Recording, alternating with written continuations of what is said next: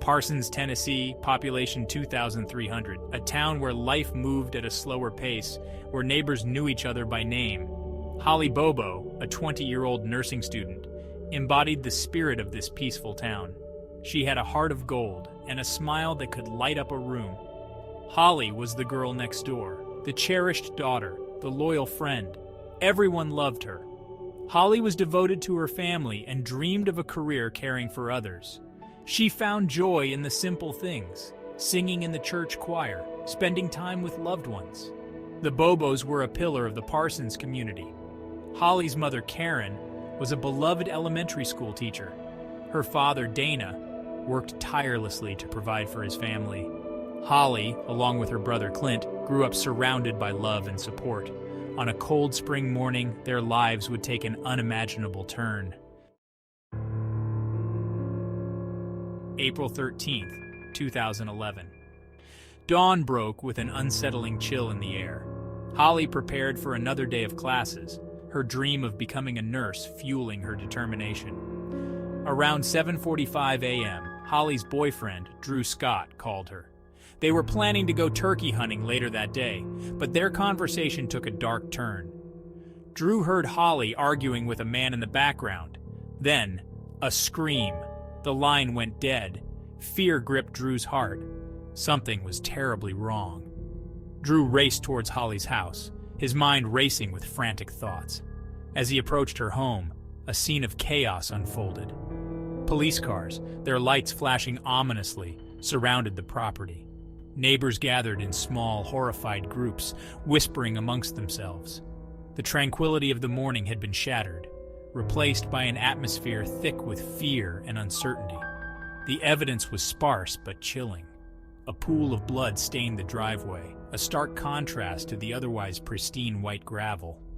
Holly's cell phone lay discarded nearby, its shattered screen a testament to the struggle that had transpired. A massive manhunt ensued, but Holly had vanished without a trace. As the investigation into Holly's disappearance intensified, a sense of unease settled over Parsons.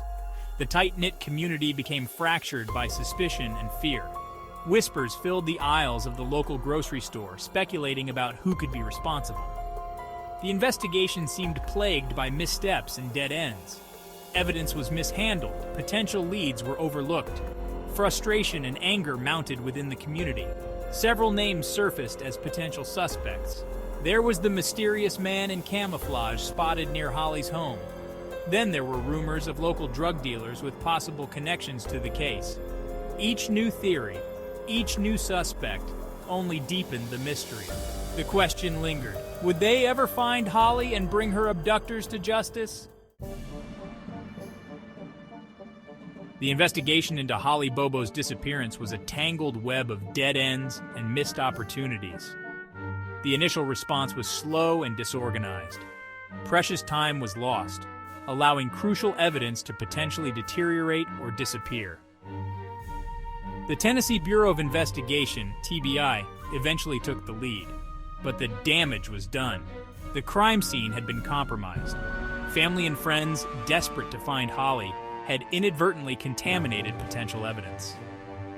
One glaring misstep involved Holly's lunchbox, found miles from her home. Months later, a fingerprint on that paper would become crucial evidence. The delay in analyzing it raised serious questions about the thoroughness of the initial investigation. The question haunted them: how could a young woman vanish without a trace in broad daylight? 6 long years after Holly Bobo's disappearance, the case finally went to trial. The man at the center of it all, Zachary Adams, a local drifter with a history of violence against women. The prosecution presented a largely circumstantial case, relying heavily on the testimony of jailhouse informants. The defense argued that Adams was a scapegoat, framed by career criminals seeking leniency. The trial was a media spectacle, broadcast nationwide.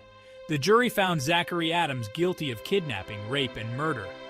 He was sentenced to life in prison without the possibility of parole. 2 other men, Jason Autry and John Dylan Adams, were also charged in connection with Holly's death. The trials, while bringing a semblance of justice, did little to quell the lingering questions. The lack of physical evidence and inconsistencies in witness testimonies left many wondering if the right people had been held accountable.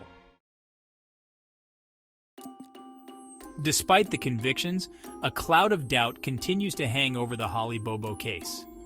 The lack of a definitive crime scene and the reliance on jailhouse informants fueled countless theories. Some believe that the true perpetrators are still at large. The prosecution's case relied heavily on the testimony of Jason Autry, a known criminal. Autry claimed that he saw Zachary Adams rape and kill Holly, but his story changed multiple times. Adding to the complexity is the lack of physical evidence directly linking Zachary Adams to Holly Bobo. No DNA evidence was found at his residence. The Holly Bobo case serves as a stark reminder of the complexities of criminal justice. It highlights the challenges of seeking truth and accountability in the face of conflicting narratives. The impact of Holly Bobo's disappearance and the subsequent trials reverberated throughout Parsons. The case shattered the illusion of safety in rural America. For the Bobo family, the pain of losing Holly was immeasurable. The years-long search for answers and the constant media attention took a heavy toll. Karen and Dana Bobo became the public face of grief and resilience. The community of Parsons grappled with suspicion, fear, and a profound sense of loss.